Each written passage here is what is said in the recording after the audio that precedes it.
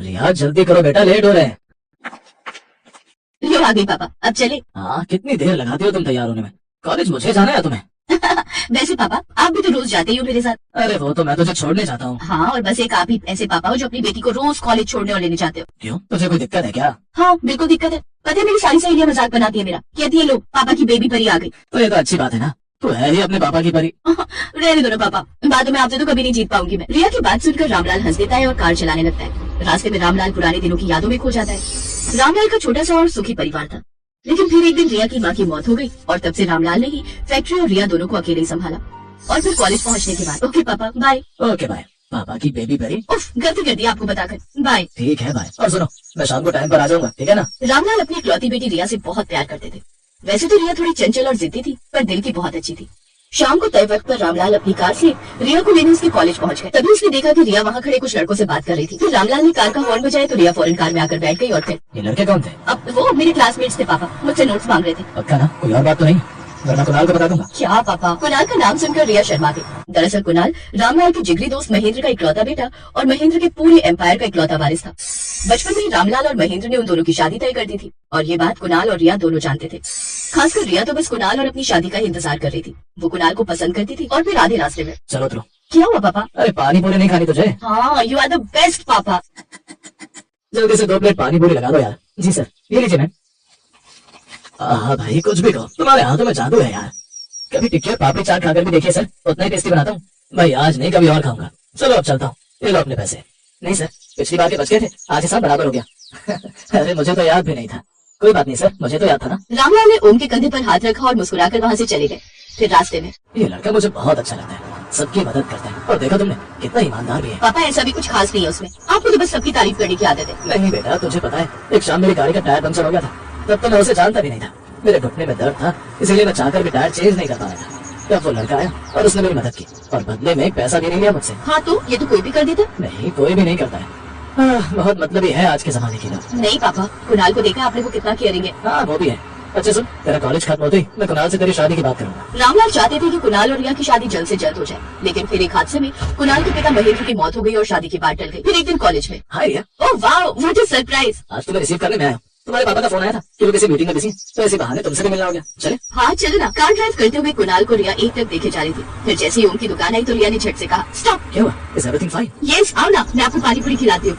कहाँ? इस ठेले पर? हाँ, मैं और पापा हमेशा यही खाते हैं। अब सुनो, 2 प्लेट पानी पूरी लगा दो। ओह कम ऑन, तुम मुझसे कहती मैं तुम्हें किसी 5 स्टार होटल में खिलाता। नहीं, भले ये ठेला लगाता है पर इसका टेस्ट लाजवाब है। आई सर, खाकर तो देखो एक बार। मन मारकर कुणाल ने ओम के हाथ की पानी पूरी खाई और अब चले? ओके चलो। ये लो 100 रुपए and keep the change. Kunal का ऐसा घमंड देखकर ओम को बहुत बुरा लगा, लेकिन वो कुछ नहीं बोला। इसी तरह दिन बीतते गए और फिर एक दिन। तो बताओ क्या सोचा है शादी के बारे में? अब रेडी अंकल, वैसे भी मेरे डैड ने आपको प्रॉमिस किया था कि मैं रिया से शादी करूं, तो मुझे तो उनके प्रॉमिस पूरा करना ही है। बस मैं यही सुनना चाहता था। तो बेटा डेट फाइनल करा लें। हाँ अंकल, और उससे पहले कुछ जरूरी बातें करनी थी आपसे। रिया आपकी बेटी अकेली है, तो शादी के बाद तो वैसे भी आपका सब कुछ मेरा हो जाएगा और मुझे अपने प्रोजेक्ट के लिए थोड़े अमाउंट की जरूरत है। तो मैं सोच रहा था कि आप क्यों ना अभी ही अपनी फैक्ट्री मुझे दे दे। 50 लाख के आसपास की तो बिकी जाएगी, राइट? कुणाल की बातें सुनकर रामलाल हैरान थे। तभी कुणाल ने आगे बोलना शुरू किया। आप चिंता मत कीजिए अंकल, मैं वो पूरे 50 लाख अपने प्रोजेक्ट में इन्वेस्ट करने वाला हूँ और फिर ये रकम कुछ ही सालों में चौगुनी हो जाएगी। पर बेटा मेरे पास ले देकर वही फैक्ट्री है, फिर मैं क्या करूंगा? कम ऑन अंकल, अब आप रिटायर हो जाइए, आपके लिए मैं नौकर वगैरह का इंतजाम कर दूंगा। कुणाल का ये रूप देखकर रामलाल बहुत दुखी थे, लेकिन रिया की खुशी के आगे वो मजबूर थे। ना चाहते हुए भी उन्होंने एक बहुत बड़े बिजनेसमैन को अपनी फैक्ट्री बेच दी और एडवांस के तौर पर उनसे 20 लाख रुपए ले लिए। कार में रिया अपनी शादी की बातें किए जा रही थी और उधर रामलाल गहरी दुविधा में थे। इसी उधेड़पुर में रामलाल का ध्यान हटा और उनकी कार का एक्सीडेंट हो गया। Doctor please save my father. आपको भी चोट आई? बैठिए, हम जल्दी कुछ करते हैं। एक्सीडेंट में रिया को तो मामूली चोटें आई थी, लेकिन रामलाल बुरी तरह से घायल हुए थे। और फिर देखिए आपके पापा को सीरियस इंजरी हुई है, हमें जल्द से जल्द ऑपरेशन करना होगा। आप जितना जल्दी हो सके 10 से 15 लाख का इंतजाम करिए। इतना कहकर डॉक्टर ऑपरेशन थिएटर में चला गया और इधर रिया ने अपना सिर पकड़ लिया। उसे समझ में नहीं आ रहा था कि वो क्या करे। तभी उसने अपना फोन निकाला और कुणाल को फोन कर सारी बात बताई।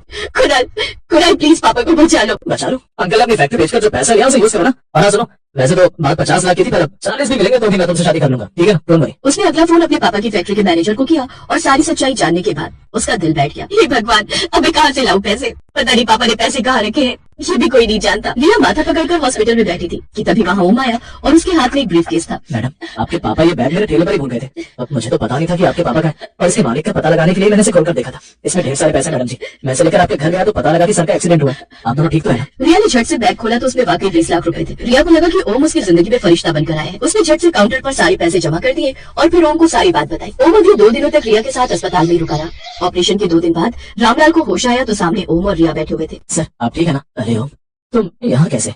सर वो आप अपना पैसों का बैग मेरी दुकान पर भूल गए थे, मैं तो वही देने आया था। पापा, डॉक्टर्स ने 15 लाख रुपए मांगे थे। मुझे कुछ समझ नहीं आ रहा था और कुणाल वो तो बहुत बड़ा लालची और धोखेबाज निकला। ओम हमारे लिए फरिश्ता बनकर आए पापा। 2 दिनों से ये अपने घर नहीं गए। मेरी और आपकी देखभाल करते रहे पापा। ये नहीं आती तो पता नहीं क्या हो जाता। ये कहकर रिया रोने लगी। अब सब कुछ तुम्हारे सामने है रिया। एक कुणाल है जिसे तुमसे नहीं सिर्फ मेरे पैसों से प्यार है, और एक ओम है दिलदार, सच्चा और ईमानदार। अगली पल रामलाल ने ओम के हाथ में रिया का हाथ रख दिया। कुछ दिन बाद रामलाल पूरी तरह ठीक हो गए और उन्होंने धूमधाम से रिया और ओम की शादी करा दी। अरे वो देखो, मानव भैया आ गए। मानव भैया? ये तो वही है ना जो बड़ा आदमी बनने शहर गए थे कई साल पहले। हाँ चलो चलकर देखते हैं कि ये वापस क्यों आए हैं। जब वो दोनों मानव के पास जाते हैं तो उसकी हालत बहुत ही खराब होती है। अरे मानव भाई, तुम तो शहर बड़े आदमी बनने गए थे ना, फिर आपका ये हाल? अभी ये सब वक्त नहीं है भाई कुछ भी बताने का। हम शहर से 300 किलोमीटर पैदल चलकर आए हैं और हम सब कई दिनों से भूखे हैं। अगर हो सके तो हमें राशन पानी कुछ दिन के लिए उधार दे दो भैया। तुम अपने घर जाओ और आराम करो मानव भाई। और रही खाने की बात, तो मैं गाँव के मुखिया को बोल देता हूँ, वो कुछ दिनों का राशन पानी तुम्हारे घर भिजवा देंगे। आपका बहुत बहुत शुक्रिया किशोर भाई। मुखिया उनके घर 1 महीने का राशन पानी भिजवा देता है। सुनिए जी, आखिर कब तक हम इन गांव वालों से छुपा कर रखेंगे कि हम शहर से भागकर क्यों आए हैं? तो हम इन गांव वालों से क्या कहते कि शहर में रहकर हम पर इतना कर्जा हो गया और वो चुका न पाने की वजह से हम गांव वापस आए हैं। फिर तो ये हमें जो राशन पानी मिला है वो भी नहीं मिलता। ये तो आप ठीक कह रहे हैं जी। देखो रमा, जो किस्मत में लिखा है उसे कोई नहीं टाल सकता। चलो आप सो जाओ, रात बहुत हो गई है। मैं कल ही मुखिया से मिलकर काम की कोई बात करता हूँ। अगले दिन मानव मुखिया से मिलता है और अपने बेरोजगार होने की समस्या बताता है। देखो मानव, तुम इस गांव के बेटे हो और अब तुम इसी गांव में रहकर अपना कोई काम शुरू करो। आपने बिल्कुल सही कहा मुखिया जी। वैसे मैं शहर में सारा दिन ऑटो रिक्शा चलाता था और शाम को रमा और मैं पानी पूरी का ठेला लगाते थे। तो मैं सोच रहा हूँ कि क्यों ना मैं इस गांव में भी पानी पूरी बनाकर बेचूं। हाँ हाँ, ये तो बहुत ही अच्छा ख्याल है। वैसे भी अपने गांव में एक भी पानी पूरी वाला नहीं है। अपना खेत गिरवी रखकर मानव और रमा ने पानीपुरी का ठेला खोल लिया। वो ठेला लगाकर बैठे थे तभी वहाँ उसका बचपन का दोस्त विनोद आ गया, जो कि एक गांव से दूसरे गांव तक ऑटो चलाता था। अरे वाह, आज मेरा दोस्त नए काम की शुरुआत कर रहा है, लेकिन तेरे चेहरे पर इतनी उदासी क्यों है?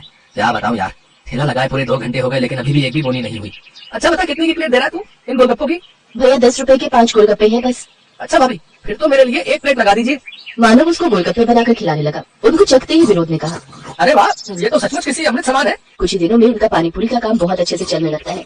एक दिन मुखिया जी उसके ठेले पर आते हैं। मानो मैं तुमसे एक बात कहना चाहता हूँ। जी कहिए मुखिया जी। मानो तुम्हारी पानीपुरी आसपास के गांव में भी बहुत प्रसिद्ध है। मैं चाहता हूँ कि तुम ढेर सारी पानीपुरी बनाओ और गांव के और आसपास के गांव वालों को भी ये पानीपुरी खिलाओ और आने वाले चुनाव में मेरे नाम का प्रचार करो। क्यों नहीं मुखिया जी, आपने मेरी मदद उस वक्त की थी जब मैं खाली हाथ इस गांव से लौटा था, तो भला मैं आपको इनकार कैसे कर सकता हूँ। मैं आपकी मदद जरूर करूंगा। बहुत बहुत धन्यवाद मानव बेटा। अच्छा मैं चलता हूँ। आपने हाँ तो कर दीजिए, लेकिन अब हम इतनी सारी पानीपुरी बनाएंगे कैसे? हमारे पास सामान के लिए इतने पैसे कहाँ से आएंगे? अब हमें अपने गिरवी रखे खेत को बेचना होगा। ये आप कैसी बातें कर रहे हैं जी? अगर अच्छी कमाई हो गई तो फिर हम उस कमाई से नया खेत ले लेंगे, लेकिन मैंने मुखिया को जुबान दी है और अब मैं अपनी बात से पीछे नहीं हट सकता। और इस तरह मानव ने अपनी जमीन भी बेच दी। क्या बकवास कर रहे हो मानव? आखिर हमारे बीच पैसों की बात कहाँ हुई थी? मजाक मत कीजिए मुखिया जी, मैंने अपना खेत भी बेच दिया है। ऐसे तो मैं बर्बाद हो जाऊंगा। चुपचाप डाटा है या धक्के मारकर निकालो यहाँ से। दुखी होकर मानव घर पहुँचता है और रमा को सारी बात बताता है। अब तो हम लोग भूखे मर जाएंगे जी, जो बचा कुचा था वो भी हमने बेच दिया। मानव और मुखिया के झगड़े का पता सारे गांव में लग जाता है और अब कोई भी मानव के ठेले पर पानी पूरी खाने नहीं आता। एक रोज विनोद मानव के घर आता है और कहता है, मानो मैं कुछ दिनों के लिए किसी काम से शहर जा रहा हूँ, तब तक मैं अपना ये ऑटो रिक्शा यहीं छोड़कर जा रहा हूँ। इस गांव में इकलौते तुम ही हो जो ऑटो चलाना जानते हो। जब तक मैं वापस नहीं आ जाता तुम इसे अपने ही पास रखो।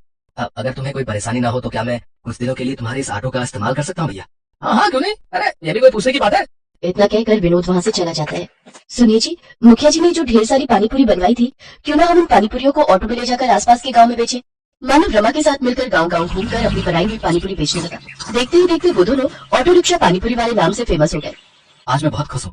हमेशा से कर्जे से भागते आया हूँ, लेकिन आज तो ऐसा लग रहा है मानो मैं दुनिया जीत चुका हूँ। कुछ दिन बाद विनोद एक नया ऑटो लेकर गाँव पहुँचा। अरे वाह विनोद, नया ऑटो? लेकिन तेरे पास तो पहले से ही ऑटो है ना, फिर ये किस लिए? अरे वो ऑटो पुराना हो चुका है यार, और मैं उसे बेचने के लिए सोच रहा हूँ। मैं अब एक गांव से दूसरे गांव की सवारियां छोड़ने की बजाय गांव से शहर तक की सवारियों को छोड़ूंगा। अगर आप पुराना मानो विनोद भाई, तो क्या ये ऑटो हमें बेच सकते हो? अरे ये भी कोई पूछने की बात है? आज से ये ऑटो आपका हुआ है। तेरी बड़ी मेहरबानी मेरे दोस्त। ये ले, ये तेरे ऑटो रिक्शा के पैसे पकड़। रमा और मानव तो ऑटो पाकर बहुत खुश थे। अब वो दोनों सारा दिन एक गांव से दूसरे गांव घूम घूम कर पानी पूरी बेचा करते थे और लोग बड़ी आस लगाकर उनकी पानी पूरी के इंतजार में बैठा करते थे। उनका व्यापार अब बहुत अच्छा चलने लगा और उन्हें अच्छी आमदनी होने लगी। Best buddies.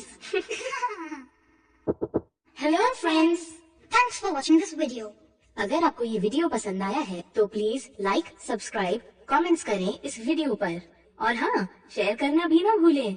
और भी मजेदार वीडियो देखने के लिए नीचे दिए गए बेल आइकॉन को दबाएं। देखते रहिए बेस्ट बडीज।